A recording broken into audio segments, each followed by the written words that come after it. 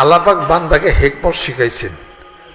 আল্লাহ পাক বলছেন যে এই দুনিয়ার মানুষ শুনো, আফালা ইয়াতাদাব্বারুনাল কুরআনা, কোরআন থেকে শিক্ষা গ্রহণ করো না। আমি আল্লাহ পাক মিথ্যা বলি না সত্য বলি? আল্লাহ পাক সত্য বলেন, ইন্নাল্লাহা লা ইউখলিফুল মিআদ, ওয়াদা খেলাপ করি না। তোমরা যা ওয়াদা খেলাপ বলো, ওয়াদা খেলাপ করো। আর নিশ্চয়ই তো মানুষ অত্যন্ত নাফরমান। এই কিন্তু আমি আল্লাহ তো তা করি না। আমি আল্লাহ ঘোষণা করছি ইন্নাল্লাহা মা'আস সাবিরিন, যারা ধৈর্য ধারণ করবে আমি আল্লাহ তাদের সাথে আছি।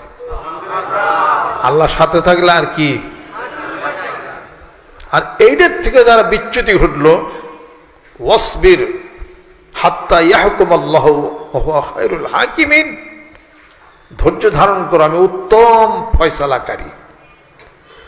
তা যদি নাই হয় তাহলে অন্য জায়গায় অন্য খোদা আল্লাহর কাছে তুমি চলে যাও, যদি পারো অন্য জায়গায় চলে যাও। হুকুম করা হয়েছে ওয়াসবির